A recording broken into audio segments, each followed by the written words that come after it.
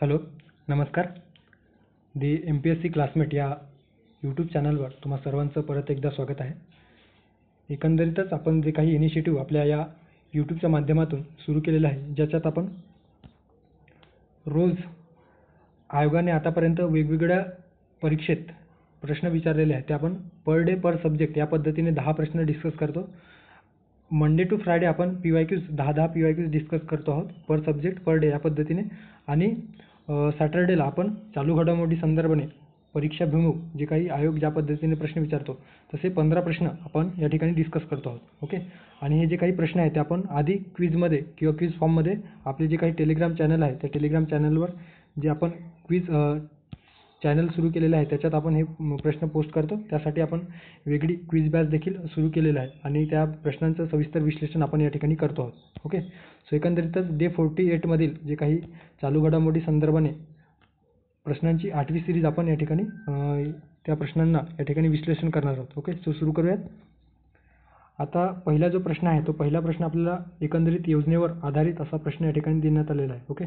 So पहिली जी काही या ठिकाणी दिलेला आहे तो प्रश्न काय आहे तर PM जनमन अभियान. ओके. सो PM जनमन अभियान, एक मिनटं थोडं झूम करू द्या, व्यवस्थित दिसेल तुम्हाला. हां. सो PM जनमन अभियान हे जे काही उपक्रम आहे ते कोणत्या समुदाय गटाच्या विकासासाठी नोव्हेंबर 2023 मध्ये सुरू करण्यात आले अशा पद्धतीने या ठिकाणी प्रश्न विचारण्यात आलेला आहे. ओके. अल्पसंख्याक मुस्लिम समाजासाठी, अनुसूचित जाती प्रवर्ग समाजासाठी, शेड्यूल कास्ट कम्युनिटीसाठी, आदिवासी जमाती प्रवर्गासाठी म्हणजे शेड्यूल ट्राईब प्रवर्गासाठी सुरू करण्यात आली का, आणि इतर मागासवर्गीय अर्थात OBC, okay, other backward class जे काही समुदाय आहे त्यांच्यासाठी सुरू करण्यात आले. सो PM जनमन अभियान कोणत्या कम्युनिटीसाठी सुरू करण्यात आलेले आहे. आता जर आपण या योजनेसंदर्भाने किंवा हे जे काही अभियान आहे ते आपण जर बघितलं तर काय दिसून येतं, प्रधानमंत्री आदिवासी न्याय महाअभियान या नावाने, ज्याला आपण PM जनमन अभियान अशा पद्धतीने संबोधतो आहोत, कशासाठी सुरू करण्यात आली तर विशेषतः जे काही दुर्बल आदिवासी समूह आहेत या समूहांच्या सामाजिक आणि आर्थिक परिस्थिती सुधारण्यासाठी पंतप्रधान PVTG विकास मिशन. ओके. पंतप्रधान PVTG विकास मिशन अशा पद्धतीचं मिशन, आणि ज्यालाच काय म्हटलं जातं तर PM जनमन मिशन किंवा PM जनमन अभियान अशा पद्धतीने संबोधलं जातो आहे. सो ही जी काही इनिशिएटिव्ह आहे किंवा ही जी काही योजना आहे ते सुरू करण्यात आलेली आहे. आणि यासाठी जे काही रिस्पॉन्सिबल आहे ते आदिवासी मंत्रालय या योजनेसंदर्भाने किंवा या उपक्रमासंदर्भाने एक रिस्पॉन्सिबल डिपार्टमेंट किंवा रिस्पॉन्सिबल मिनिस्ट्री म्हणून कार्य करतो आहे. ओके. आता यामध्ये जे काही बेनिफिट्स आहेत त्याच्यामध्ये काय दिसून येतं तर सुरक्षित घरे, स्वच्छ पिण्याचे पाणी, त्यानंतर आहे स्वच्छता, शिक्षण, आरोग्य आणि पोषण यासारख्या जे काही अत्यावश्यक सुविधा आहेत ते या पर्टिक्युलरली वल्नरेबल ट्रायबल्स ग्रुप्स अर्थात जे काही आदिवासी कम्युनिटी आहेत, ओके, विशेष दुर्बल आदिवासी कम्युनिटी त्यांना जे काही बेसिक नीड्स आहेत ते प्रोव्हाइड करणे, सोबतच ते ज्या भागात राहतात अशा दुर्गम भागामध्ये रस्ते आणि दूरसंचार जे काही कनेक्टिव्हिटी आहे ते वाढवणे, त्यांचे जे काही कुटुंब आहेत आणि ते ज्या ठिकाणी राहतात त्या अधिवासामध्ये शाश्वत उपजीविकेच्या संधी प्रदान करण्यासाठी ही जी काही योजना आहे ते किंवा उपक्रम सुरू करण्यात आल्याचे आपल्याला दिसून येतो. आता या योजनेसाठी किंवा हे अभियान राबवण्यासाठी अनुसूचित जमाती विकास कृती आराखडा, ओके, सो अनुसूचित जाती विकास आराखडा नावाचा जो काही एक प्रकारचे दस्तऐवज या ठिकाणी म्हणजे तयार करण्यात आलेला आहे, ज्यासाठी पुढील 3 वर्षामध्ये 15,000 कोटी रुपये खर्च करण्याची तरतूद करण्यात आलेली आहे. ओके. सो एकंदरीत अनुसूचित जमातीच्या विकासासाठी जे काही इनिशिएटिव्ह सरकारद्वारे घेतल्या जाईल त्याचा जो काही लेखाजोखा असेल तो या अनुसूचित जमाती विकास कृती आराखड्याअंतर्गत ठरवण्यात येईल अशा पद्धतीने या ठिकाणी आपल्याला या जनमन अभियानासंदर्भात आपल्याला दिसून येतो. आता ही जी काही योजना आहे ती सुरुवातीला प्रायोगिक तत्त्वावर 100 आदिवासी जे काही बॅकवर्ड आदिवासी जिल्हे आहेत त्या जिल्ह्यांमध्ये 100 अशा जिल्ह्यांमध्ये सुरू करण्यात आलेला आहे. सो लक्षात ठेवा, प्रायोगिक तत्त्वावर देशातील जे काही विशेष दुर्बल आदिवासी जे समुदाय आहेत ते ज्या ठिकाणी राहतात त्या अशा 100 जिल्ह्यांमध्ये ही योजना सुरू करण्यात आलेली आहे. आणि एकंदरीतच याची जी काही सुरुवात आहे ती कधी झाली आहे तर 15 नोव्हेंबर 2023 अर्थात बिरसा मुंडा यांच्या जयंतीनिमित्त ही जी काही PM जनमन अभियान आहे ते सुरू करण्यात आल्याचे दिसून येतं. ओके, सो कोणत्या समुदायासाठी, कोणत्या समुदाय गटाच्या विकासासाठी ही योजना सुरू करण्यात आली? सो पर्याय क्रमांक 3, आदिवासी जमाती प्रवर्ग गटासाठी ही योजना सुरू करण्यात आलेली आहे. ओके, त्यानंतरचा प्रश्न आहे क्रीडा घडामोडी संदर्भाने विचारलेला एकंदरीत प्रश्न दिसून येतो आहे. आता यात विचारलेलं आहे की खालील योग्य विधाने ओळखा. स्टेटमेंट आहे 2024ची ऑलिम्पिक स्पर्धा लॉस एंजेलिस या ठिकाणी आयोजित करण्यात आली आहे. त्यानंतर दुसरा स्टेटमेंट आहे 2028ची ऑलिम्पिक स्पर्धा पॅरिस या ठिकाणी आयोजित करण्यात आलेली आहे. आणि स्टेटमेंट आहे 2028च्या ऑलिम्पिक स्पर्धेत पाच नवीन खेळांचा पाच नवीन खेळांचा समावेश करण्यात आला आहे. सो कुठले स्टेटमेंट योग्य आहेत अशा पद्धतीने या ठिकाणी विचारलेलं आहे. ओके, सो अ आणि ब. त्यानंतर आहे फक्त आणि क आणि अ ब क. आता जर आपण जी आगामी काळात होणारी जी ऑलिम्पिक स्पर्धा आहे ते जर बघितलं म्हणजे 2024मध्ये ते कुठे होणार आहे, तर ते 2024ची जी काही ऑलिम्पिक स्पर्धा आहे ते पॅरिस या ठिकाणी होणार आहे. ओके, आणि 2028ला जी काही ऑलिम्पिक स्पर्धा आहे ती लॉस एंजेलिस या ठिकाणी होणार असल्याचे आपल्याला दिसून येतो. सो पॅरिस ऑलिम्पिक 2024ची फ्रान्स या देशामध्ये होणार आहे. एकंदरीत त्या ठिकाणी डेट देखील म्हणजे तारीख देखील दिलेली आहे. 26 जुलै ते 11 ऑगस्ट 2024 दरम्यान पॅरिस या ठिकाणी ऑलिम्पिक स्पर्धा पार पडणार आहे. आता या स्पर्धेमध्ये जे काही ध्वजवाहक असेल, भारताचा ध्वजवाहक कोण असेल असा प्रश्न आला तर लक्षात ठेवा टेबल टेनिसपटू. ओके, भारतातील जे काही टेबल टेनिसपटू आहेत शरद कमल हे पॅरिस ऑलिम्पिकमध्ये भारताचा ध्वजवाहक असणार आहेत. ओके, त्यानंतर आहे ऑलिम्पिक किंवा ऑलिम्पियाड खेळाचं जे व्यवस्थापन आहे ते इंटरनॅशनल ऑलिम्पिक कमिटीच्या माध्यमातून केलं जातो आणि त्या कमिटीने सुचवलेल्या नावावरून म्हणजे एखाद्या कुठल्या शहरामध्ये ते ऑलिम्पिक स्पर्धा घ्यायच्या आहेत अशा पद्धतीने नाव सुचवल्यानंतर दर 4 वर्षांनी ही ऑलिम्पिक स्पर्धा घेतली जाते. 2028मध्ये जी काही ऑलिम्पिक स्पर्धा होणार आहे ती कुठं होणार आहे, तर लॉस एंजेलिस अर्थात USA या ठिकाणी लॉस एंजेलिसमध्ये ऑलिम्पिक स्पर्धा होणार आहे. या लॉस एंजेलिस ऑलिम्पिक स्पर्धेची जी काही आयोजन समिती आहे त्यांनी असं डिक्लेअर केले की 5 वैकल्पिक खेळांचा समावेश या 2028च्या ऑलिम्पिक स्पर्धेत होणार आहे. कोणते 5 खेळ आहेत?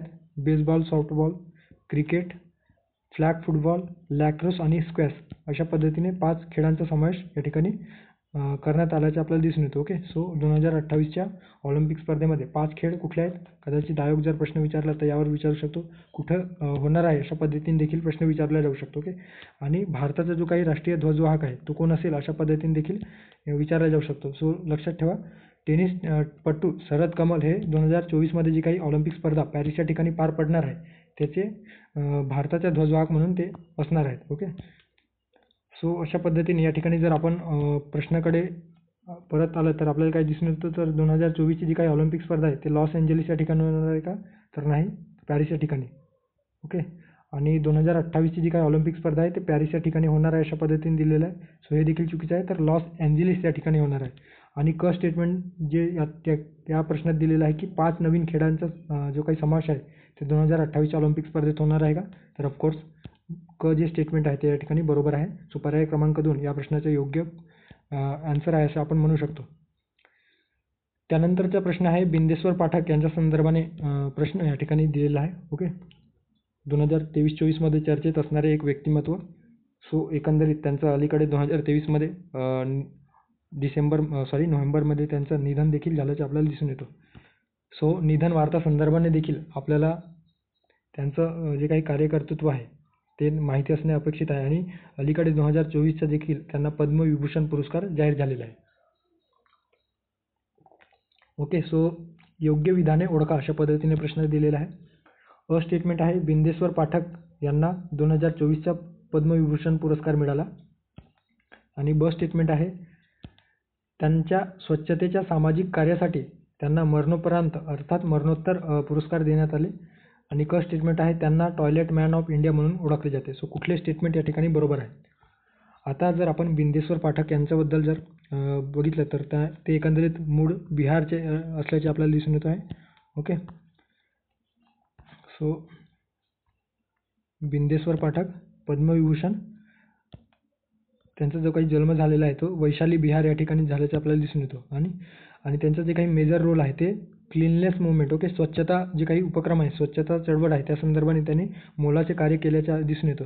तसेच ते सुलभ इंटरनॅशनलचे जे काही संस्थापक पद किंवा संस्थापक देखील होते. सो बिंदेश्वर पाठक संदर्भाने जे काही इन्फॉर्मेशन आहे त्याच्यामध्ये काय दिसून येतं, तर ते एक सुलभ इंटरनॅशनल चे संस्थापक होते आणि त्यांचं अलीकडे निधन झाल्याचं आपल्याला दिसून येतं. जे काही बिंदेश्वर पाठक आहे यांनी जी काही सुलभ इंटरनॅशनल ही जी काही संस्था आहे त्या संस्थेद्वारे काय केलं जातं, तर शिक्षणाच्या माध्यमातून मानवी हक्क, पर्यावरण स्वच्छता, कचरा व्यवस्थापन आणि वेगवेगळे जे काही आपल्या सोसायटीमध्ये असलेल्या सुधारणा त्या संदर्भात जे काही जागृती करण्याचे कार्य या सुलभ इंटरनॅशनलच्या माध्यमातून केल्या जात आहे. आता बिंदेश्वर पाठक यांना 2017चा लोकप्रशासन, शैक्षणिक आणि व्यवस्थापनातील उत्कृष्टतेसाठी जे काही लाल बहादूर शास्त्री राष्ट्रीय पुरस्कार हे देखील जे काही पुरस्कार आहेत ते 2017 साली त्यांना जाहीर झालेले होते. त्यांना टॉयलेट मॅन ऑफ इंडिया म्हणून ओळखले जातो. का ओळखले जातो, तर जे काही ODF फ्री स्टेट घडवण्यासाठी त्यांनी जे काही कार्य केलेले आहे, ओके, ओपन डिफिकेशन फ्री जे काही इनिशिएटिव्ह आहे ते यांच्या कल्पनेतून एकंदरीत सुरू करण्यात आल्याचे आपल्याला दिसून येतो आणि त्यासाठी त्यांनी विशेष मोहीम राबवल्याचे आपल्याला दिसून येतो. सो त्यासाठी त्यांना टॉयलेट मॅन ऑफ इंडिया देखील म्हटलं जात आहे. आणि 2024च्या अलीकडे 2024चा जो काही पद्मविभूषण पुरस्कार आहे तो मरणोपरांत त्यांना देण्यात आल्याचे आपल्याला दिसून येतं. याआधी 1991 मध्ये त्यांना पद्मभूषण पुरस्कार देखील जाहीर झालेला होता. 2024 मध्ये पद्मविभूषण, 1991 मध्ये पद्मभूषण, 2017 मध्ये त्यांना लाल बहादूर शास्त्री राष्ट्रीय पुरस्कार देखील जाहीर झाल्याचे दिसून येतं. त्यांनी सुलभ इंटरनॅशनल ही जी काही संस्था आहे जे स्वच्छता, शिक्षण, कचरा व्यवस्थापन आणि वेगवेगळे जे काही मानवी हक्क आहे त्या संदर्भात कार्य करतात. सो त्याचे संस्थापक देखील बिंदेश्वर पाठक हे होते, अशा पद्धतीने आपण लक्षात ठेवू शकतो. ओके, आता जर आपण प्रश्नाकडे आलं तर प्रश्नामधील जे काही विधाने दिलेलं आहे की बिंदेश्वर पाठक यांना 2024चा पद्मविभूषण पुरस्कार जाहीर झाले आहे का? सो स्टेटमेंट जे आहे ते योग्य आहे. त्यानंतर आहे त्यांच्या स्वच्छतेच्या कार्यासाठी अर्थात सामाजिक कार्यासाठी त्यांना मरणोपरांत हे जे पुरस्कार आहे पद्मविभूषण ते जाहीर झालेलं आहे का? सो ब देखील या ठिकाणी बरोबर आहे. आणि क स्टेटमेंट दिलेलं आहे की त्यांना टॉयलेट मॅन ऑफ इंडिया म्हणून ओळखले जातं. सो क देखील या ठिकाणी बरोबर आहे. सो अ, ब आणि क तीनही स्टेटमेंट या ठिकाणी योग्य असल्या कारणानं पर्याय क्रमांक 4 या ठिकाणी योग्य पर्याय आहे असं आपण म्हणू शकतो. त्यानंतरचा प्रश्न आहे नियुक्ती संदर्भाने परत या ठिकाणी प्रश्न विचारण्यात आलेला आहे आणि खालीलपैकी कोणाची BROच्या महासंचालकपदी नियुक्ती करण्यात आली अशा पद्धतीने जे काही बॉर्डर रोड ऑर्गनायझेशन आहे त्या बॉर्डर रोड ऑर्गनायझेशनचे जे काही डायरेक्टर जनरल आहे यापदी कोणाची निवड करण्यात आली किंवा नियुक्ती करण्यात आली? PM प्रसाद, रघु श्रीनिवासन, मुनीश कपूर, हितेश कुमार मकवाना. सो जे काही लेफ्टनंट जनरल रघु श्रीनिवासन आहेत या रघु श्रीनिवासनची जी काही नियुक्ती आहे ती बॉर्डर रोडच्या महासंचालकपदी करण्यात आल्याचे आपल्याला दिसून येतो आणि 30 सप्टेंबर 2023ला त्यांनी 28वे, ओके लक्षात घ्या, 28वे BROचे महासंचालक म्हणून पदभार स्वीकारल्याचे आपल्याला दिसून येतो. ओके, सो या प्रश्नाचा योग्य पर्याय असणार आहे पर्याय क्रमांक 2 रघु श्रीनिवासन. त्यांचं जो काही एकंदरीत शिक्षण आहे डिफेन्स अकॅडमी म्हणून खडकवासला या ठिकाणी जी काही नॅशनल डिफेन्स अकॅडमी आहे तिथून पूर्ण झाल्याचे आपल्याला दिसून येतो. इंडिया मिलिटरी अकॅडमीचे ते माजी जे काही विद्यार्थी आहेत ते आणि 1987 मध्ये त्यांनी कोअर इंजिनिअरिंग ग्रुपमधून जे काही संरक्षण क्षेत्रात जे करिअर आहे ते म्हणजे करिअरला सुरुवात केल्याचे आपल्याला दिसून येतं. त्यांनी आपल्या कार्यात आपल्या जे काही एकंदरीत कारकीर्द आहे त्याच्यामध्ये ऑपरेशन विजय, ऑपरेशन रक्षक, ऑपरेशन पराक्रम अशा वेगवेगळ्या उपक्रमांमध्ये देखील त्यांनी भाग घेतल्याचे आपल्याला दिसून येतो. ओके, आता जी काही BRO आहे तर BRO संदर्भात बेसिक इन्फॉर्मेशन देखील आपल्याला माहिती असणे गरजेचं आहे. सीमावर्ती भागात विशेषतः लडाख, अरुणाचल प्रदेश, जम्मू काश्मीर अशा जे काही सीमावर्ती भाग आहे सो या ठिकाणी सेवा करण्याचा त्यांचा समृद्ध अनुभव आपल्याला दिसून येतो. उत्तर आणि हे जे काही स्टेटमेंट आहे ते यांच्या जे काही रघु श्रीनिवासन आहेत यांच्याविषयी दिलेलं आहे. आता BRO संदर्भाने काय दिसून येतं तर उत्तर आणि ईशान्येकडील राज्यांच्या दुर्गम भागात पायाभूत सुविधांचा विकास करणे आणि यासाठी म्हणून भारताच्या सीमा सुरक्षित करण्याच्या उद्देशाने 7 मे 1960 रोजी BROची स्थापना करण्यात आलेली आहे. ओके. जे काही उत्तर आणि ईशान्येकडील दुर्गम भाग आहेत त्या भागात पायाभूत सुविधांचा विकास करणे तसेच भारताची जी काही सीमा आहे ते सुरक्षित करण्याच्या उद्देशाने या BROची स्थापना कधी करण्यात आलेली आहे तर 7 मे 1960 रोजी.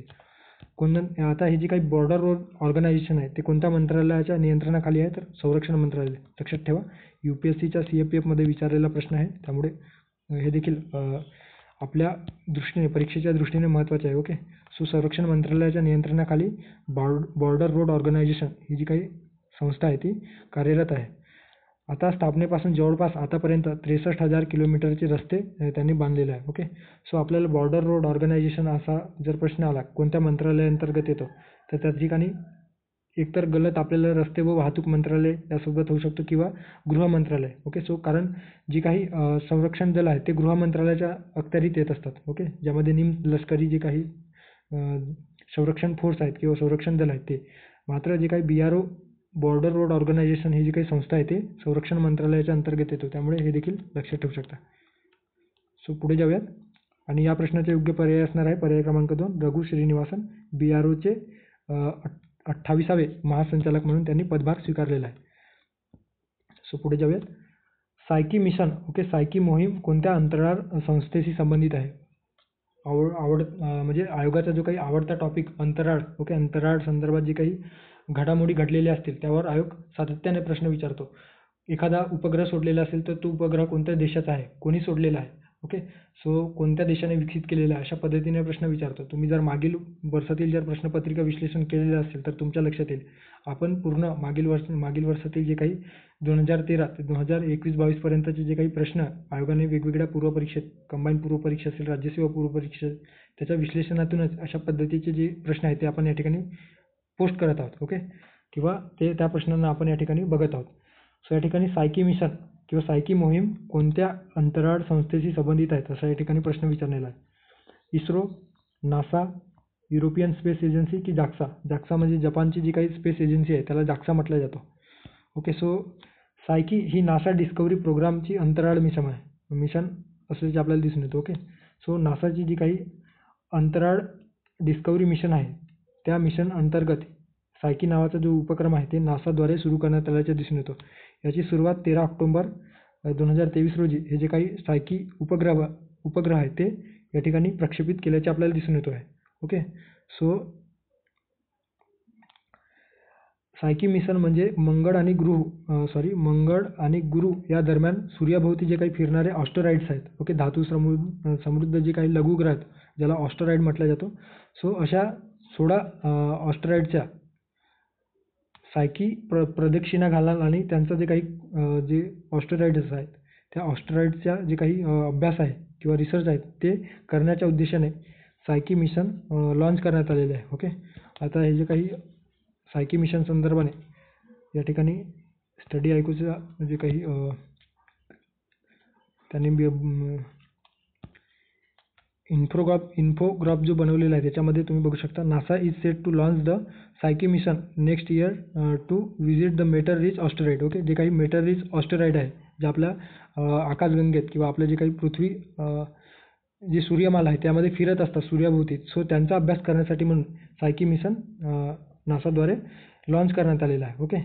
सो एकंदरीतच यासाठी नासाची जी काही जेट प्रोपल्शन लॅबोरेटरी आहे ते या सायकी मिशनचे व्यवस्थापन करते आहे. ओके. सो अशा पद्धतीने लक्षात ठेवा सायकी मिशन कोणत्या संस्थेने सुरू केलेलं आहे तर नासाने. सो पर्याय क्रमांक 2 या प्रश्नाचा योग्य पर्याय आहे असं आपण म्हणू शकतो. त्यानंतर आहे पुढचा प्रश्न आयरन बीम संरक्षण प्रणाली कोणत्या देशाने विकसित केलेला आहे अशा पद्धतीने या ठिकाणी प्रश्न विचारलेला आहे. रशिया, युक्रेन, इस्रायल आणि जपान. ओके. अलीकडे जे काही 2023मध्ये रशिया युक्रेन वार आहे त्यानंतर इस्रायल आणि हमास जो वार आहे त्या संदर्भाने हे जे काही युद्धासंदर्भात जे देश आहे ते हायलाइटेड आहेत. सो त्या अनुषंगाने कदाचित आयोग येणाऱ्या परीक्षांमध्ये या संदर्भाने विचारला जाऊ शकतो. ओके. सो लक्षात घ्या आयरन बीम नावाचा जो काही संरक्षण प्रणाली आहे ते कोणत्या देशाने विकसित केलेला आहे तर iron beam. Okay. So iron beam नावाची जी काही संरक्षण प्रणाली आहे ते इस्रायल या देशाने विकसित केल्याचे आपल्याला दिसून येतं. Okay. So the iron beam Israel new weapon अशा पद्धतीने. आणि हे जे काही आयरन बीम आहे ते सर्वप्रथम कोणी विकसित केलेलं आहे तर इस्रायलचे जे काही संरक्षण कंत्राटदार टीम आहे किंवा कंत्राटदार जे काही संस्था आहे राफेल ॲडव्हान्स डिफेन्स सिस्टम यांनी 2014मध्ये 11 फेब्रुवारी 2014मध्ये सिंगापूर या ठिकाणी या आयरन बीमचा एअर शोमध्ये समावेश केलेला होता. ओके, सो सर्वप्रथम वापर त्यांनी सिंगापूरच्या एअर शोमध्ये केल्याचे आपल्याला दिसून येतो.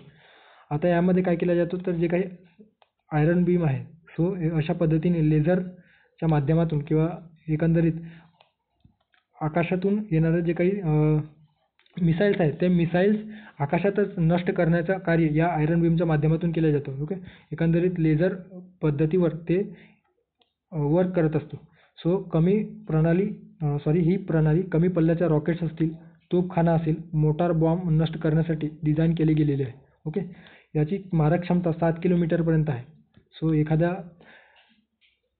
आकाशावरून जर इस्रायल या देशावर कोणी मिसाईल टाकलेला असेल सो किंवा एखादा तोफखाना किंवा रॉकेट्सच्या माध्यमातून बॉम्ब वगैरे लॉन्च केलेले असेल सो अशा वेळेस या आयरन बीमच्या माध्यमातून ते नष्ट करण्याचे कार्य या प्रणालीद्वारे केले जात आहे. ओके, आयरन बीम इस्रायलच्या एकात्मिक क्षेपणास्त्र संरक्षण प्रणालीचा एक 5वा घटक म्हणून समावेश करण्यात आलेला आहे. ओके, संरक्षणाच्या बाबतीमध्ये इस्रायल किती अग्रेसर आहे हे आपण बघू शकतो. एरो 2, एरो 3, डेव्हिड स्लिंग आणि आयरन बीम अशा पद्धतीची संरक्षण प्रणाली त्यांनी विकसित केल्याचे आपल्याला दिसून येतो आहे. ओके, सो आयरन बीम हे आकाशातील लक्ष्य नष्ट करण्यासाठी लेझर बीम तयार करण्यासाठी फायबर लेझरचा वापर करते. ओके, सो फायबर लेझरच्या माध्यमातून जे काही मिसाईल्स आहेत ते नष्ट करण्याची क्षमता या आयरन बीममध्ये आपल्याला दिसून येत आहे. सो पर्याय क्रमांक 3 या प्रश्नाचे योग्य पर्याय असणार आहे. त्यानंतरचा प्रश्न आहे देशातील कोणता उच्च न्यायालय प्रादेशिक भाषेत निकाल प्रकाशित करणारे पहिले उच्च न्यायालय ठरलेले आहे. अशा पद्धतीने प्रश्न या ठिकाणी विचारण्यात आलेला आहे. ओके, सो मुंबई उच्च न्यायालय, दिल्ली उच्च न्यायालय, तिसरा आहे कलकत्ता उच्च न्यायालय आणि चौथा आहे केरळ उच्च न्यायालय. ओके, सो कोणत्या न्यायालयाच्या माध्यमातून जे काही निकालपत्र आहे ते त्यांच्या प्रादेशिक भाषेमध्ये प्रकाशित केलेलं आहे अशा पद्धतीने प्रश्न या ठिकाणी दिलेला आहे. सो या ठिकाणी बघू शकता Kerala high courts publish judgement in regional language. Okay, so प्रादेशिक भाषेत निकाल प्रकाशित करणारे केरळ उच्च न्यायालय हे भारतातील पहिले उच्च न्यायालय ठरलेले आहे. ओके, सो आता आपल्या महाराष्ट्रातील जे काही बॉम्बे हायकोर्ट आहे त्यांनी अशा पद्धतीचे डिसिजन घ्यावा आणि जे काही निकालपत्र आहे ते मराठीमध्ये पब्लिश केले तर सामान्य नागरिकाला ते समजण्यास किंवा वाचण्यास सोयीस्कर होईल. ओके, सो या ठिकाणी पहिले जे काही उच्च न्यायालय ठरलेले आहे जे त्यांच्या रिजनल लँग्वेजमध्ये प्रकाशित करणारे जजमेंट प्रकाशित करणारे ते आहे केरळ उच्च न्यायालय आणि हे भारतातील पहिले उच्च न्यायालय ठरल्याचे आपल्याला दिसून येतो. सो जे काही मुख्य न्यायमूर्ती आहे एस मणिकुमार आणि न्यायमूर्ती साजी पी चाली यांच्या खंडपीठाने जानेवारीत दिलेले जे काही निकाल आहे ते त्यांच्या उच्च न्यायालयाच्या संकेतस्थळावर मल्याळम भाषेमध्ये उपलब्ध करून दिलेलं आहे. ओके, केरळ उच्च न्यायालय हे देशातील पहिले पेपरलेस न्यायालय देखील ठरलेले होते, हे देखील लक्षात ठेवा. केरळ उच्च न्यायालय मोबाईल ॲप्लिकेशनद्वारे अर्ज भरण्याची सुविधा देणारे पहिले उच्च न्यायालय किंवा देशातील पहिले उच्च न्यायालय ठरलेले आहे, हे देखील तुम्ही लक्षात ठेवा. आणि जामीन अर्जाची मशीनद्वारे छाननी करणारे देखील पहिलेच उच्च न्यायालय ठरलेले आहे. अशा पद्धतीने केरळ उच्च न्यायालय कोणकोणत्या बाबतीत पहिले ठरलेले आहे देखील तुम्ही लक्षात ठेवू शकता. ओके, एक तर आहे ते रिजनल लँग्वेजमध्ये प्रकाशित करणारे पहिले उच्च न्यायालय, पहिले पेपरलेस उच्च न्यायालय, त्यानंतर आहे मोबाईल ॲप्लिकेशनद्वारे अर्ज भरण्याची सुविधा देणारे पहिले उच्च न्यायालय आणि मशीनद्वारे त्या अर्जाची मशीनद्वारे छाननी करून पुढील प्रक्रिया सुरू करणारे पहिले उच्च न्यायालय. अशा पद्धतीने केरळ उच्च न्यायालयासंदर्भात जे काही विधान आहे ते आपल्याला लक्षात घेणे गरजेचं आहे. ओके, सो पर्याय क्रमांक 4 या प्रश्नाचा योग्य पर्याय असणार आहे. त्यानंतरचा प्रश्न आहे एकंदरीत राजकीय घडामोडींवर आणि जो काही समिती संदर्भाने किंवा जो काही आयोग गठीत करण्यात येतो त्या संदर्भाने आपण जर मागच्या प्रश्नपत्रिका बघितलं तर त्यामध्ये प्रश्न असल्याचे आपल्याला दिसून येतो. सो त्या अनुषंगाने म्हणून या ठिकाणी एक देश एक निवडणूक संदर्भात योग्य विधान ओळखा अशा पद्धतीने स्टेटमेंट दिलेलं आहे. देशात एकाच वेळी लोकसभा आणि सर्व राज्यांच्या विधानसभा निवडणुका घेण्याचा प्रस्ताव या एक देश एक निवडणूक अंतर्गत घेण्यात आलेला आहे का? यासाठी रामनाथ कोविंद यांच्या अध्यक्षतेखाली जे काही माजी राष्ट्रपती आहेत रामनाथ कोविंद यांच्या अध्यक्षतेखाली समिती गठीत करण्यात आलेली आहे का? सो कोणते स्टेटमेंट या ठिकाणी बरोबर आहे? अ आणि ब दोन्ही बरोबर, अ आणि क दोन्ही चूक, फक्त अ बरोबर, फक्त ब चूक.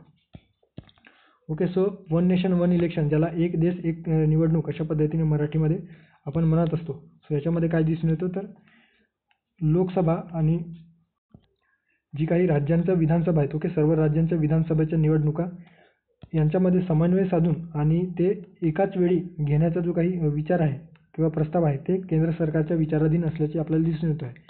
एकाच दिवशी आणि किंवा ठराविक कालमर्यादेत ही निवडणुका एकाच वेळी पाडण्याचा एकंदरीत या सरकारचा किंवा एकंदरीत आपलं जो काही गव्हर्नमेंट आहे त्याचा मानस आपल्याला दिसून येतो आहे. ओके, यासाठी भारताचे माजी राष्ट्रपती रामनाथ कोविंद यांच्या अध्यक्षतेखाली एक समिती स्थापन करण्यात आलेली आहे. ओके, सो एकत्रित निवडणुकीबाबतच्या जे काही उच्च स्तरीय समितीने जो काही आपला अहवाल आहे तो 13 मार्च 2024ला राष्ट्रपतींना सादर केल्याचे दिसून येतो.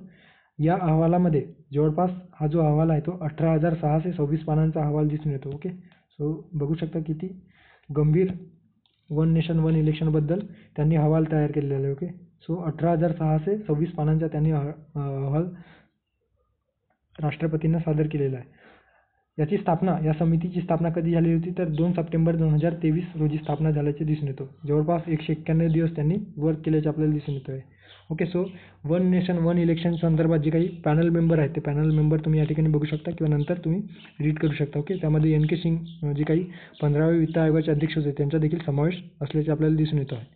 ओके, सो या ठिकाणी माजी राष्ट्रपती रामनाथ कोविंद यांच्या अध्यक्षतेखाली कधी समिती गठीत करण्यात आली होती तर 2 सप्टेंबर 2023 रोजी त्यांनी अंतिम अहवाल 13 मार्च 2024ला सादर केल्याचे आपल्याला दिसून येतो. ओके, सो या ठिकाणी दोन्ही स्टेटमेंट जे आहेत ते बरोबर आहेत असं आपण म्हणू शकतो. सो पर्याय क्रमांक 1 या प्रश्नाचे योग्य पर्याय असणार आहे. त्यानंतरचा प्रश्न आहे खालील विधाने ओळखा. अ स्टेटमेंट आहे अलीकडे ऑल इंडिया लिमिटेड या कंपनीला महारत्न दर्जा देण्यात आलेला आहे. ब स्टेटमेंट आहे अशा प्रकारे महारत्न दर्जा प्राप्त करणारी ही 13वी कंपनी ठरलेली आहे. आणि क स्टेटमेंट आहे या कंपनीची स्थापना 1969 मध्ये झाली आहे. सो कुठले स्टेटमेंट बरोबर आहे. ओके, आर्थिक घडामोडी संदर्भात जी काही महारत्न कंपनी आहेत त्यावर देखील आयोग प्रश्न विचारतो. सो त्या अनुषंगाने हे जे प्रश्न आहेत ते लक्षात घेणे गरजेचं आहे. ओके, सो या ठिकाणी ऑल इंडियाला महारत्न कंपनी म्हणून दर्जा देण्यात आलेला आहे का. आणि ब स्टेटमेंट आहे 13वी कंपनीची ठरलेली आहे का एकंदरीत 13वी महारत्न कंपनी. आणि तिसरं जे स्टेटमेंट आहे 1969 मध्ये स्थापना झालेली आहे का. सो 13वी महारत्न कंपनी म्हणून ऑइल इंडिया लिमिटेडला दर्जा प्राप्त झाल्याचं आपल्याला दिसून येतो आहे. ओके, सो ही पेट्रोलियम आणि नैसर्गिक वायू मंत्रालयाच्या प्रशासकीय नियंत्रणाखाली काम करतो आहे. ओके, एकंदरीत सार्वजनिक मालकीची जी काही ऑइल इंडिया आहे ही आपल्याला कंपनी दिसून येतो आहे. भारतातील दुसरी सर्वात मोठी राष्ट्रीय तेल आणि वायू कंपनी आहे. ओके, हिंदुस्थान पेट्रोलियम नंतर ऑइल इंडिया लिमिटेड ही जी काही कंपनी आहे ती भारतातील दुसरी सर्वात मोठी राष्ट्रीय तेल आणि वायू कंपनी आपल्याला दिसून येतो आहे. याची जी काही ओके, सो या कंपनीला 2010 मध्ये नवरत्न हा जो काही दर्जा आहे तो प्राप्त झालेला होता. या कंपनीची स्थापना कधी झालेली आहे तर 18 फेब्रुवारी 1959ला. ओके, सो कंपनीची स्थापना कधी झालेली आहे तर 18 फेब्रुवारी 1959ला झाल्याचे आपल्याला दिसून येतो. मुख्यालय कुठे आहे तर मुख्यालय ग्रेटर नोएडा. ओके, दिल्ली या ठिकाणी आपल्याला या कंपनीचे मुख्यालय असल्याचे दिसून येतो. ओके, नोएडा या ठिकाणी. त्यानंतर आहे जी काही 11वी कंपनी आहे, 11वी जी काही महारत्न कंपनी आहे ती कोणती होती तर रुरल इलेक्ट्रिफिकेशन कॉर्पोरेशन लिमिटेड. 12वी जी कंपनी आहे ती steel authority of India limited. आणि 13वी कंपनी म्हणून ऑइल इंडिया लिमिटेडला दर्जा देण्यात आल्याचे आपल्याला दिसून येतो आहे. ओके, सो या ठिकाणी या प्रश्नात जर आपण बघितलं तर काय दिसून येतं की ऑइल इंडिया लिमिटेड या कंपनीला महारत्नाचा दर्जा देण्यात आलेला आहे का. सो अ जे स्टेटमेंट आहे ते या ठिकाणी बरोबर आहे. ब स्टेटमेंट मध्ये काय दिलेलं आहे की अशा प्रकारे महारत्न दर्जा प्राप्त करणारी ही 13वी कंपनी ठरलेली आहे. सो ब देखील या ठिकाणी योग्य आहे. आणि या कंपनीची जी काही स्थापना आहे ती 1969 मध्ये झालेली आहे का. सो 1969 मध्ये न होता 18 फेब्रुवारी 1959ला. ओके, 18 फेब्रुवारी 1959ला ही कंपनी स्थापन झालेली आहे. सो क जे स्टेटमेंट आहे ते चुकीचं स्टेटमेंट आहे. सो त्यामुळे फक्त अ आणि ब या ठिकाणी योग्य असणार आहे. आणि अ आणि ब असणारा पर्याय क्रमांक 2 आपल्याला दिसून येतो आहे.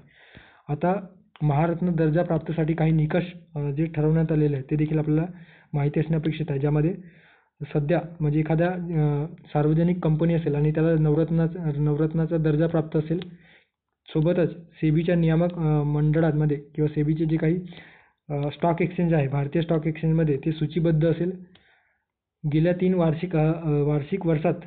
वर्षात जे काही सरासरी उलाढाल आहे, वार्षिक उलाढाल ते 25,000 कोटी रुपयांहून अधिक असायला हवं. त्यानंतर आहे गेल्या 3 वर्षामध्ये सरासरी वार्षिक निव्वळ संपत्ती जी काही आहे ती 15,000 कोटीपेक्षा अधिक असायला हवी. त्यानंतर गेल्या 3 वर्षात सरासरी जो काही वार्षिक निव्वळ नफा आहे तो 5,000 कोटीपेक्षा जास्त असायला हवा. ओके. सो 25,000 कोटी रुपयांपेक्षा अधिक सरासरी उलाढाल. त्यानंतर आहे त्याच्या एकंदरीत वार्षिक निव्वळ भांडवल कितीचं असायला पाहिजे, तर 15,000 कोटी रुपयाचं असायला पाहिजे. आणि वार्षिक जो काही सरासरी वार्षिक जो निव्वळ नफा आहे तो 5,000 कोटी रुपयाचा असायला पाहिजे. ओके, त्यापेक्षा जास्त. आणि जागतिक उपस्थिती, लक्षणीय जागतिक उपस्थिती म्हणजे काय, तर आंतरराष्ट्रीय व्यापारामध्ये सक्रिय असायला पाहिजे. सो अशा पद्धतीने हे जे काही निकष आहे ते महारत्न दर्जा प्राप्त करण्यासाठी निकष दिलेला आहे. ओके. सो या प्रश्नाचे योग्य पर्याय असणार आहे पर्याय क्रमांक 2, फक्त अ आणि ब. त्यानंतरचा प्रश्न आहे संचार साथी ऑनलाईन पोर्टल कोणत्या मंत्रालयाने सुरू केलेलं आहे. अशा पद्धतीने प्रश्न आहे. केंद्रीय दूरसंचार मंत्रालय, दुसरा आहे केंद्रीय रस्ते व वाहतूक मंत्रालय, तिसरा आहे केंद्रीय उद्योग व वाणिज्य मंत्रालय आणि चौथा जे पर्याय आहे त्याच्यामध्ये दिलेला आहे केंद्रीय गृह मंत्रालय. ओके. सो संचार साथी पोर्टल जे या ठिकाणी आपण बघत आहात. ओके. सो इंटरफेसमध्ये काय दिलेलं आहे, ते जे काही department of telecommunication. Okay. So department of telecommunication म्हणजे काय, दूरसंचार विभागाअंतर्गत, आणि मिनिस्ट्री ऑफ कम्युनिकेशन. ओके. दूरसंचार मंत्रालय जे आहे त्या या दूरसंचार मंत्रालयाअंतर्गत हे जे काही संचार साथी जे पोर्टल आहे, ऑनलाईन पोर्टल, ते सुरू करण्यात आलेलं आहे. ओके. सो पर्याय क्रमांक पहिला केंद्रीय दूरसंचार मंत्रालय या प्रश्नाचे योग्य पर्याय असणार आहे. सो ऑनलाईन पोर्टलवर संदर्भाने देखील आयोग बऱ्याचदा आपल्याला प्रश्न विचारताना दिसलेला आहे, त्यामुळे आपण हे जे प्रश्न आहे ते या ठिकाणी पोस्ट केलेला आहे. ओके. सो संचार साथी पोर्टल जे आहे ते हा जो काही उपक्रम आहे त्यामध्ये दूरसंचार व तंत्रज्ञान क्षेत्रामध्ये नागरिकांचे सक्षमीकरण करण्यासाठी त्यांचं जे काही तांत्रिक सुरक्षा बळकट करण्यासाठी आणि सरकारच्या नागरिक केंद्रित उपक्रमांबद्दल जागरूकता वाढवण्यासाठी दूरसंचार विभागाचा एक नागरिक केंद्रीय उपक्रम आपल्याला हे जे काही संचार साथी पोर्टल सुरू करण्यात आल्याचे आपल्याला दिसून येत आहे. ओके. या माध्यमातून नागरिकांना त्यांच्या नावाने देण्यात येणारे जे काही मोबाईल कनेक्शन आहे ते जाणून घेता येईल. त्यांनी घेतलेले किंवा आवश्यक नसलेले कनेक्शन जर ब्लॉक केलेले असेल ते देखील त्यांना माहिती मिळेल. चोरीचे किंवा हरवलेले जे काही मोबाईल नंबर आहे ते ब्लॉक करून ते ट्रेस करण्याची देखील सुविधा या ठिकाणी देण्यात आलेली आहे. नवीन किंवा जुना जो काही मोबाईल खरेदी करताना डिव्हाइसेसची सत्यता देखील तपासल्या जाऊ शकते. ओके.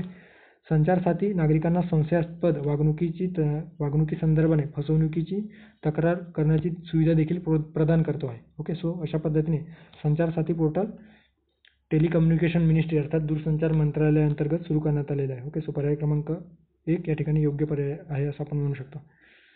त्यानंतरचा प्रश्न आहे तो विज्ञान अर्थात जे काही आरोग्य आणि विज्ञान आहे त्या संदर्भाने या ठिकाणी प्रश्न देण्यात आलेला आहे. अलीकडे मेनिनजायटिस अर्थात मेंदूज्वर आजारावर लस विकसित करणारा जगातील पहिला देश डॅश डॅश हे ठरलेला आहे. अशा पद्धतीने या ठिकाणी प्रश्न विचारलेला आहे. सुदान, नायजेरिया, दक्षिण आफ्रिका आणि इजिप्त. ओके. मला पर्सनली वाटतो की आयोग कदाचित येणाऱ्या परीक्षेमध्ये यावर 100% प्रश्न विचारला जाऊ शकतो. ओके. सो मेंदूज्वर किंवा मेनिनजायटिस लक्षात ठेवा. जागतिक आरोग्य जे काही जागतिक आरोग्य संघटना आहे त्या संघटनेने जी काही शिफारस केलेली मेन 5CV. ओके. सो लसीचं नाव लक्षात ठेवा, मेन 5CV. अशा पद्धतीने मेन 5CV नावाचं जे काही लस आहे ते नायजेरिया या देशाने विकसित केलेलं आहे. ओके. आणि नायजेरिया देशाने लस सादर केलेलं आहे. सो अशा पद्धतीने मेनिनजायटिस संदर्भाने लस सादर करणारा पहिला जो काही विकसित करणारा जो पहिला देश ठरलेला आहे तो नायजेरिया हा देश ठरलेला आहे. ओके. आणि तेच आपल्याला या प्रश्नात विचारलेलं होतं. सो नायजेरिया या प्रश्नाचे योग्य पर्याय आहे असं आपण म्हणू शकतो. ही लस मेनिंगोकॉकस बॅक्टेरियाच्या पासून जे काही 5 जातींपासून जे काही मेनिनजायटिस नावाचा जो आजार होतो, विशेषतः आपल्या मेंदूवर मेनिनजायटिस नावाचा आजार होतो. आणि जे काही विषाणू आहेत, ओके, कोणते विषाणू, तर विषाणू नाही तर जीवाणू. ओके. जीवाणूमुळे होणारे जे काही मेनिनजायटिस आहे, सो मेनिंगोकोकस नावाचं जे काही बॅक्टेरिया आहे त्यापासून हे जे काही मेनिनजायटिस हा आजार आहे तो आपल्याला दिसून येतो. ओके. भारतात मेनिनजायटिसच्या उपचारासाठी मेनिंगोकोकल ACWY लस जी आहे ती विकसित केलेली आहे. मात्र या लसीला अद्याप WHOने मान्यता दिलेली नाही. ओके. सो WHOने कोणत्या लसीला मान्यता दिलेली आहे तर M5CV जी की नायजेरिया या देशाने विकसित केलेली आहे. सो याच्या ग्लोबल वापरासाठी त्यांनी WHO ने लस विकसित केलेल्या या लसीला मान्यता दिलेली आहे.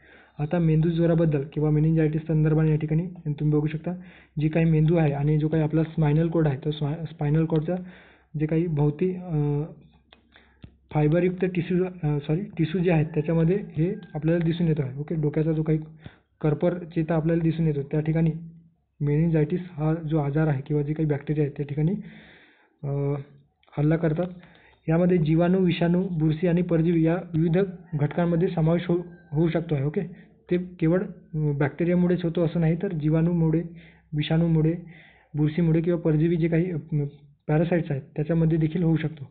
ओके, या जी काही मेनिंजायटिस प्रामुख्याने श्वासोच्छवासाचा जो काही थेंबाद्वारे एका व्यक्तीकडून दुसऱ्या व्यक्तीकडे प्रसारित होत असतो. ओके, सो ड्रॉपलेट्सच्या माध्यमातून जे काही एअर ड्रॉपलेट्स आहेत त्याच्या माध्यमातून जे आपल्या थुंकी वाटे ते पसरत असल्याचे आपल्याला दिसून येतो आहे. ओके, आणि विशेषतः लहान मुलांमध्ये जे काही मेनिंजायटिस जो आजार आहे तो आपल्याला दिसून येतो. सो या प्रश्नाचे योग्य पर्याय असणार आहे अलीकडे मेंदूज्वर संदर्भाने किंवा मेनिंजायटिसवर जे काही आजार आहे त्यावर लस विकसित करणारा आणि त्याला जगात पहिल्यांदा म्हणजे जागतिक स्तरावर वापर करण्यासाठी मान्यता देण्यात आलेला जो काही पहिली लस आहे ते कोणी विकसित केलेलं आहे, तर नायजेरिया या देशाने विकसित केलेलं आहे. ओके, सो पर्याय क्रमांक 2 योग्य असणार आहे. या लसीचं नाव देखील तुम्ही लक्षात ठेवू शकता. त्यानंतर त्याचा प्रश्न आहे संरक्षण घडामोडी संदर्भाने सिप्रीद्वारे प्रकाशित लष्करी खर्चासंदर्भात 2023च्या अहवाला योग्य विधाने ओळखा, अशा पद्धतीने प्रश्न या ठिकाणी दिलेला आहे. ओके, अलीकडे लेटेस्ट जो काही अहवाल प्रकाशित झालेला आहे त्यावरून हे प्रश्न फ्रेम करण्यात आलेला आहे. सो सिप्रीद्वारे प्रकाशित लष्करी खर्चासंदर्भाने 2023चा जो अहवाल आहे त्यात काय दिलेलं आहे आणि आपल्याला योग्य विधान विचारलेलं आहे. अ स्टेटमेंट आहे सर्वाधिक लष्करावर खर्च करणारा अमेरिका हा प्रथम स्थानी आहे आणि ब आहे भारत हा या अहवालात चौथ्या स्थानी आहे. सो कुठले स्टेटमेंट बरोबर आहे? दोन्ही बरोबर, दोन्ही चूक, फक्त ब. ओके, सो कोणते विधान बरोबर आहे?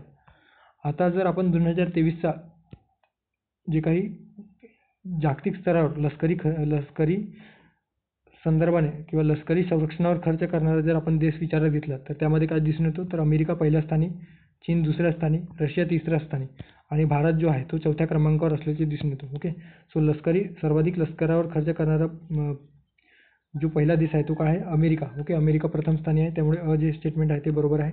आणि भारत या अहवालात चौथ्या स्थानी आहे का? सो हे देखील बरोबर आहे. ओके, सो भारत या अहवालात चौथ्या स्थानी आहे. सो दोन्ही स्टेटमेंट या ठिकाणी योग्य असल्याचे आपल्याला दिसून येतो. म्हणून पर्याय क्रमांक 1 या प्रश्नाचे योग्य आन्सर आहे असं आपण म्हणू शकतो. आता या अहवालामध्ये जे काही महत्त्वाचे नोंदी सिप्रीद्वारे नोंदवण्यात आलेल्या आहेत त्याच्यामध्ये काय म्हटलेलं आहे की 2023मध्ये सलग 9व्या वर्षी जागतिक लष्करी खर्चात वाढ झाल्याचे आपल्याला दिसून येतो आहे.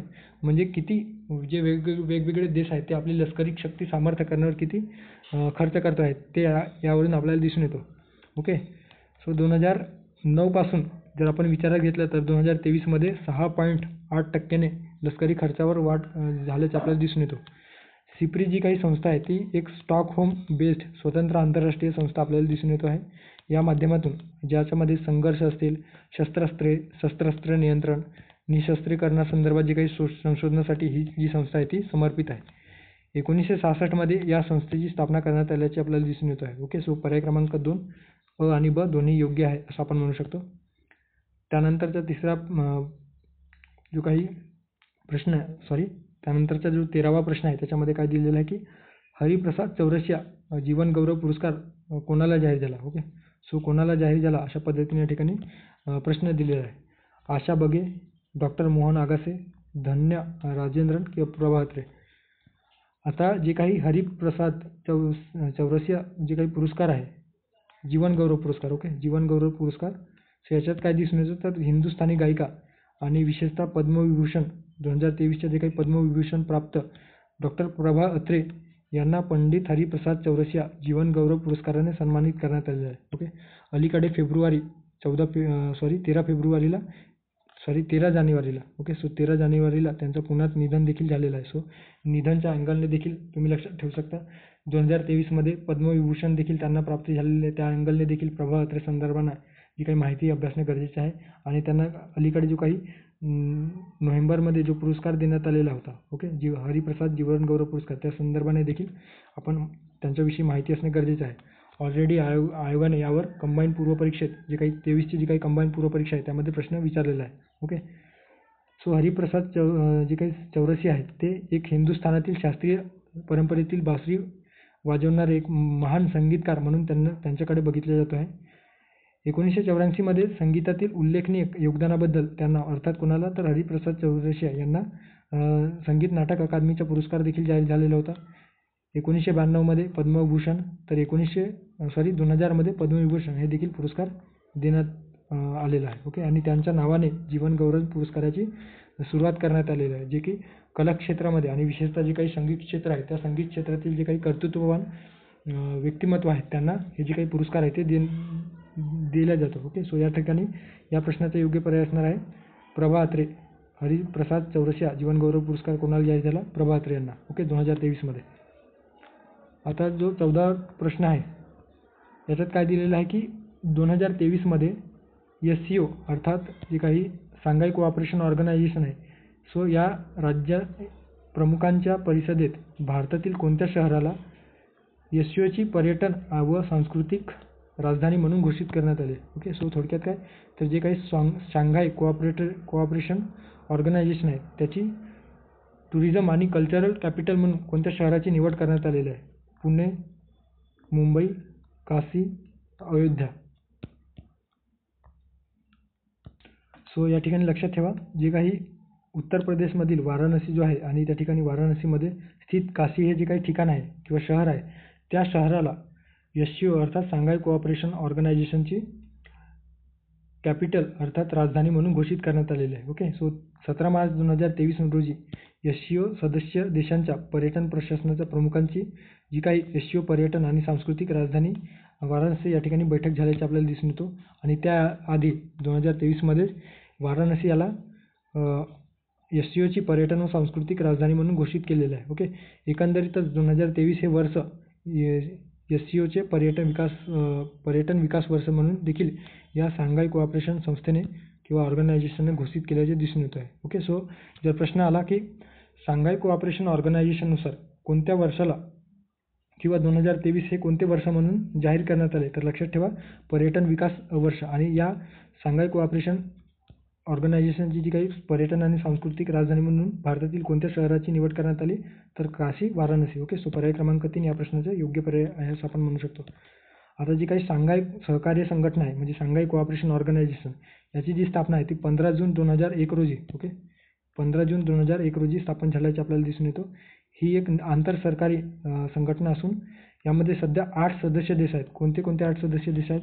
ज्याच्यात चीन, भारत, कझाकिस्तान, किर्गिस्तान, रशिया, पाकिस्तान आणि ताजिकिस्तान तसेच उझबेकिस्तान या 8 देशांचा समावेश या शांघाय कोऑपरेशन ऑर्गनायझेशनमध्ये होताना दिसून येत आहे. सो पर्याय क्रमांक 3 या प्रश्नाचे योग्य पर्याय आहे असं आपण म्हणू शकतो. त्यानंतर आजच्या या प्रश्नातील किंवा या लेक्चरमधील शेवटचा प्रश्न मणिपूर वांशिक हिंसाचार प्रकरणी किंवा हिंसाचाराची चौकशी करण्यासाठी मणिपूर वांशिक हिंसाचाराची चौकशी करण्यासाठी खालीलपैकी केंद्र सरकारने कोणत्या चौकशी आयोगाची स्थापना केली? एस रवींद्रन आयोग, अजय लांबा आयोग, जी रोहिणी आयोग की मेरी कॉम आयोग? आता केंद्र सरकारने मणिपूरमधील जे काही जातीय हिंसाचाराची चौकशी करण्यासाठी गुवाहाटी आसाममधील जे काही गुवाहाटी उच्च न्यायालय आहे त्या उच्च न्यायालयाचे माजी मुख्य न्यायाधीश अजय लांबा यांच्या अध्यक्षतेखाली 4 जून 2023 रोजी एक समिती गठीत करण्यात आलेली आहे, ज्यामध्ये माजी IAS अधिकारी हिमांशु शेखर आणि माजी निवृत्त अधिकारी IPS जे काही आहेत माजी IPS अधिकारी आलुका प्रभाकर यांचा समावेश या 3 मेंबर कमिटीमध्ये समावेश होताना आपल्याला दिसून येतो आहे. ओके. सो कोणाच्या अध्यक्षतेखाली तर अजय लांबा जे की गुवाहाटी उच्च न्यायालयाचे मुख्य न्यायमूर्ती म्हणून काम केल्याचे आपल्याला दिसून येते. ओके. सो माजी मुख्य न्यायाधीश आहेत. सो पर्याय क्रमांक 2 या प्रश्नाचे योग्य पर्याय असणार आहे. ओके. अजय लांबा आयोग. आता जे काही बाकी इतर कमिटी आहेत जे पर्याय दिलेले आहे, जी रोहिणी आयोग कशासाठी आहे तर इतर मागासवर्गीयांचे जे काही आरक्षण आहे. ओके. इतर मागासवर्गीयांचे जे आरक्षण आहे त्या आरक्षणासंदर्भात स्थापन करण्यात आलेली समिती जी रोहिणी आयोग. एस रवींद्रन सेबी जी काही security and exchange board of India आहे. ओके. त्या संदर्भाने स्थापन करण्यात आलेली एक महत्त्वाची कमिटी एस रवींद्रन यांच्या अध्यक्षतेखाली स्थापन करण्यात आलेली आहे. त्यानंतर मेरी कॉम समिती कशासाठी आहे, तर जे काही ब्रिजभूषण जे ऑल इंडिया कुस्तीपटू फेडरेशनचे जे अध्यक्ष होते, सो ब्रिजभूषण यांच्यावर लैंगिक शोषणाचे जे काही आरोप झालेले आहेत, सो त्या आरोपांची चौकशी करण्यासाठी मेरी कॉम समिती स्थापन करण्यात आल्याचे दिसून येतं. ओके, सो या प्रश्नाचे योग्य पर्याय असणार आहे पर्याय क्रमांक 2 अजय लांबा आयोग. ओके, असे जे 15 प्रश्न आहेत ते आपण डे 48 मधील एकंदरीत चालू घडामोडी संदर्भाने ओके 8वी प्रश्नांची सिरीज बघितलेली आहे. सो 15 गुणिले जर आपण 8 केले तर 15×8 = 120 प्रश्न आतापर्यंत आपण चालू घडामोडी संदर्भाने सविस्तर डिस्कस केलेले आहे. त्याची वेगळी प्लेलिस्ट देखील बनवलेली आहे. तुम्ही वाटल्यास तुम्ही त्या ठिकाणी जाऊन चेक करू शकता. ओके, सो येणाऱ्या कंबाईन आणि किंवा राज्य सेवा परीक्षेमध्ये जास्तीत जास्त कुठलाही विषय असो, मग तो कंबाईन तो अर्थशास्त्र असो, राज्यशास्त्र असो, इतिहास असो की भूगोल असो की चालू घडामोडी असो, त्यामध्ये आपल्याला कट ऑफ क्लिअर करणे आणि एक चांगली पोस्ट मिळवणे ह्याच हेतूने आपण हे जे काही इनिशिएटिव्ह आहे ते सुरू केलेलं आहे. ओके, सो आता या ठिकाणी थांबूया. भेटूया पुढच्या एका नवीन व्हिडिओमध्ये. थँक्यू, धन्यवाद. Have a good day.